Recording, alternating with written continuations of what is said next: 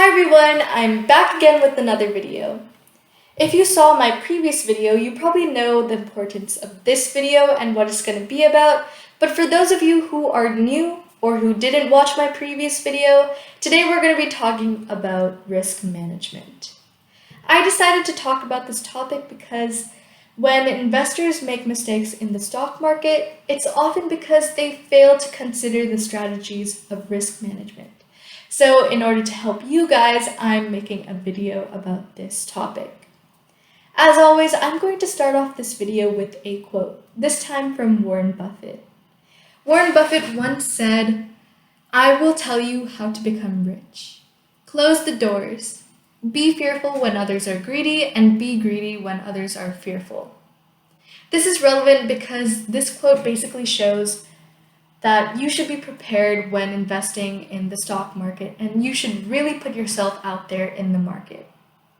Before this video starts, I just wanted to inform you guys that this video is going to be content heavy. So grab a notepad, grab a couple of pens and pencils to jot down some notes, and let's get started. Before we talk about developing strategies for risk management, we first need to understand what risk management is and how it affects traders and investors within the stock market. Risk management is basically the act of identifying any potential risk behind trades and developing strategies to minimize these risks and earn maximum possible returns. This is important because risk is inseparable from return in the investment world. There's always going to be some type of risk associated with buying and trading stocks. So risk management helps investors protect their accounts from huge losses of money. Risk management can also be tied in with disciplined trading, as disciplined traders have a good understanding of the psychological aspect behind trading. And because of this, they're less likely to suffer huge losses of money. Moving on, the most important approach you can take to the stock market is having a plan. For example, a sample plan might be not spending all of the profits you make in your next investments. I will talk more about this strategy in later slides, but for now, let's just stop at this. Finally, there are 6 important steps that we are going to be looking at today that concerns risk management, all of which I have listed right here, and these are strategies that help traders with analyzing their investments. Alright, so the first strategy we're going to be talking about today is following market trends. Many people believe that going against market trends can help maximize profits, but this strategy doesn't work most of the time. People are actually supposed to be following market trends because these market trends are pre-calculated, so they're a good indicator of expecting profits within the bull and bear markets. Even though following market trends might seem like an easy thing to do, it's actually not, and there's 2 reasons why. First of all, the stock market is known for its volatility, which is why it's hard for people to identify market trends. Because the stock market is constantly changing, its dynamic nature is difficult to understand by investors, which is why they can't keep up with trends. The other reason is misinterpretations of these trends. For example, people might confuse trends within the bull markets and the bear markets, and that puts them at a higher risk of facing losses within both markets. In order to avoid making these mistakes, traders should engage in pre-market analysis, which includes taking the time to look at stock indexes and the bull and bear market. Your analysis should also include checking the day's economic calendars for any strong economic reports that may influence your setups, and then move on to price action analysis, which is basically seeing if the prices have broken through important support or resistance levels. So the second strategy we're going to be talking about today is diversifying your investment portfolio. The main premise of this strategy is to not put all of your eggs in one basket. Because if you choose to, let's just say, put all of your money in one stock or one financial instrument, then if that one stock or one financial instrument isn't doing particularly well, then you lose everything. By putting everything in one basket, you're putting yourself at a higher risk of loss, so it's better to diversify and to hedge your investments. There are many ways you can diversify your investment portfolio, the first being to choose different types of financial instruments to invest in. The stock market provides different financial products you can invest in, and some of these examples include stocks, bonds, options, securities, mutual funds, and so much more. We will be exploring these in later videos, but for now, let's just stop at that. Many people actually don't know this, but another way you can diversify your investment portfolio is by choosing stocks from different sectors. As I mentioned before in a previous video, a sector is basically an industry that a company falls under when they first enter the stock market. By choosing different sectors to invest in, you can maximize your chances of saving and gaining profits because if one sector isn't doing well, you have other sectors to rely on. So that's another key to follow. You can also hedge your stock position. The term hedge is somewhat of a difficult term to understand, so I'll try to explain it to the best of my abilities. When a trader hedges their position, they're buying an investment designed to reduce the risk of losses from another investment. So if an investor knows that an investment is risky, but they proceed with the investment anyways, they can make a counter investment to offset that loss, and that's called hedging. The third strategy is to be patient and look at your trades. Let me start off by saying, of course, emotions are involved while making investments, but don't allow your emotions to guide you all the way. Investors make quick and hasty decisions that often lead to their downfall and cause them to lose the money they make. People make these hasty decisions because of small movements within the stock market. And since these small movements are bound to cause anxiety, people are rattled and make investments based off of these small movements and end up regretting their decisions. So just be patient. To avoid this, self-reflect, research, and know what you want to accomplish. This includes determining financial objectives, whether they're short-term goals or long-term goals. By knowing what you want, you can invest with confidence because you have a plan and you've researched.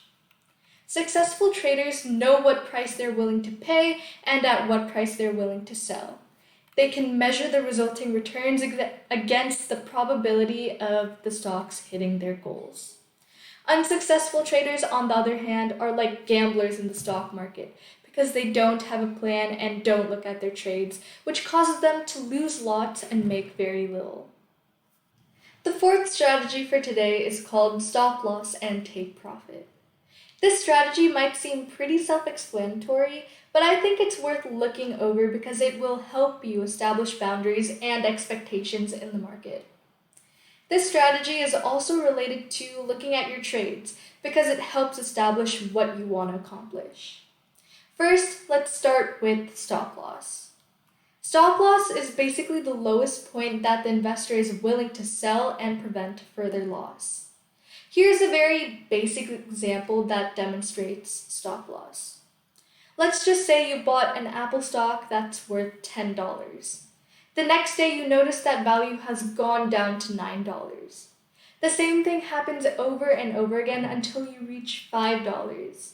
At this point, many traders would want to sell their Apple stock to prevent further loss. At this point, the stop loss point would be $5 because that's when traders sell to prevent any further damage. The term take profit describes the exact opposite. Take profit is the price at which the investor is willing to sell his investment to book profit. Let's go back to the same example of buying an Apple stock for $10. Instead of the price going down, you notice that the price is actually going up day by day, and you see the price of your stock to be $100 instead of $10. The next day, it's $200. At some point, you witness that the stock finally reaches a value of $500. You decide to sell that stock when it's $500, and that's called take profit. The take profit point reduces the risks when possibility of further price increase is huge, because you never know when a stock has reached its apex and when it will start going back down. Both stop loss and take profit show boundaries that investors set before they trade to ensure that they don't exceed their standards. Number 5 is the bottom line rule. This is basically a rule of thumb, and it helps you to again establish price points. But instead of those price points being stop loss and take profit, the bottom line helps you evaluate how much money you're willing to put in an investment when you first trade. The bottom line rule states that you should never put more than a certain amount of your capital or your trading account into a single trade. Take the 5% rule, for example. If you have $10,000 in your trading account, your position in any given instrument shouldn't be more than 5% of that total in your trading account. So in this case, you shouldn't invest more than $500 of that $10,000. Of course, this rule varies from trader to trader, and it all depends on your comfort levels and experience. If people have enough assets or confidence in trading, then they can increase the stakes and go up. But beginners in the stock market who have accounts of less than $100,000 usually stick with lower percentages. Once you determine a bottom line, stick to it because being consistent means being confident. The final strategy I'm going to be covering today is the concepts of fear and greed. This isn't really a strategy, but it's the most important thing to consider in risk management. There's a saying that there are two emotions that drive the stock market, and that's fear and greed. People are greedy in the markets because they want to get as rich as possible as soon as possible. Fear, on the other hand, occurs when stocks suffer large losses for a sustained period, and because of these losses, investors are collectively fearful of further losses. There's a greed and fear index that was created because these two emotions categorize the stock market. This index is a contrarian index because it shows that excessive fear can result in stocks trading well below their intrinsic values, and that unbridled greed can result in stocks being bid up far above what they're actually worth. Apart from these fancy definitions, what I'm trying to say is that letting your emotions govern your investments might seem like a good idea at first, but it can cost you dearly. Instead, use common sense and stick to your comfort zones and the practices you've acquired over your experiences from trading. It took my dad quite a while to fully understand the depths of the stock market, but once he developed a plan that worked best for him, he's been sticking with it, and that in return helps him secure more profits than losses.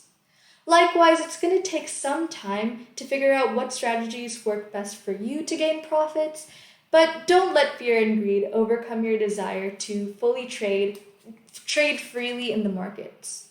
In the end, you are the decision maker, so you're responsible for your profits and losses. As always, thank you for watching. I know this material might be hard to swallow at first, but trust me, it's going to be worth it because risk management is one of the most important materials you can learn before you enter the markets. As always, don't forget to like, share this video, and subscribe to my channel, Stocks for Teens. If you have any comments or questions, leave them down below in the comments. And if you have any content you'd like me to cover in future videos, leave that down below as well. But if not, see you next time.